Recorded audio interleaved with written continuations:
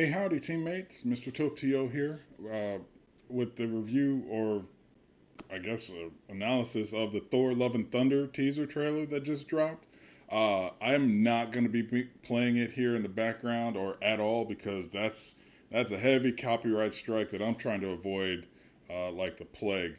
Man, I'm digging the fact that this looks like it's a very fun return to Thor. He's slimmed down from his last appearance in Endgame, which is cool. He's hanging out with the Guardians of the Galaxy, which we saw at the end of that movie as well. It's back to more fun and lightness with Thor, which I imagine is going to be quite the palate cleanser after we see Doctor Strange in the Multiverse of Madness. I think that's in May. Yeah, the tickets are already on sale, so yeah, that's coming up. So, having watched this, I'm here for Chris Hemsworth as Thor. Natalie Portman looks like she's making a return as Jane Foster as Lady Thor, or the Mighty Thor, I guess is what she's called in the comics. I'm hoping that we get to see Tessa Thompson back as Valkyrie and Taika Waititi as Korg, along with all of the Guardians as well. For me, looking at the trailer, it looks like there's going to be tons of different pantheons, Zeus and the Greco-Roman gods. Hopefully, they play some with the Egyptian gods now that they've introduced Moon Knight into the universe, and of course, all of the Asian and Middle Eastern pantheons are available as well. That would be kind of cool to see. Yeah, it's a bit of a return to like Eternals of a large group of people with awesome powers that don't really do much and didn't stop Thanos at all, but still, I'm a mythology kind of guy, so that's what I like to see anyway. Um, it looks as if Thor's going to be going on some kind of a vision quest or find himself kind of side quest. He wants to be peaceful.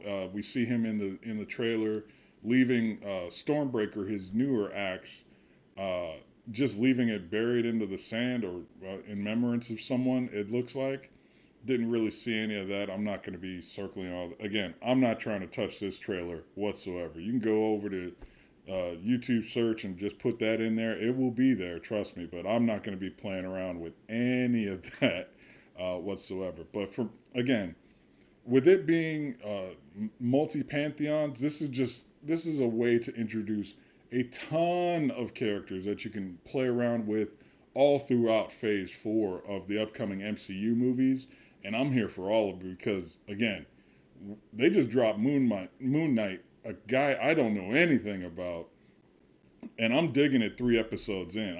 I'm kind of sad that that's only a 6 episode thing. But that being said, looking at the cast list, Christian Bale is supposed to be playing Gore the God Killer. I know next to nothing about him as well, so it would be interesting to see newer characters brought in. Hopefully, it's not as bad as Thor 2: The Dark World, but I don't think that can be a thing if you've got the Guardians in here. You got Thor coming back.